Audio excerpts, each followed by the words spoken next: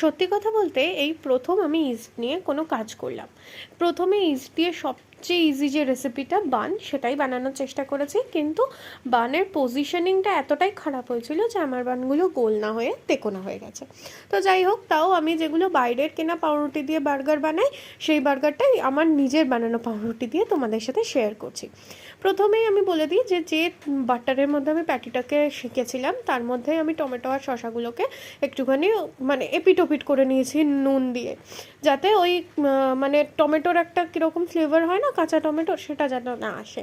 ডিমের কুসুমটা আমি রাখতে চেয়েছিলাম কিন্তু রাখা হয়নি। আচ্ছা, চিকেন প্যাটিটার সম্বন্ধে যদি বলি, চিকেন প্যাটিটা কিন্তু টোটালটাই মানে ওয়েল সিজনড, আর ভিতরে কিন্তু চিজ স্টাফ করা আছে, তাই এক্সট্রা কোনো চিজ আমি ইউজ করিনি।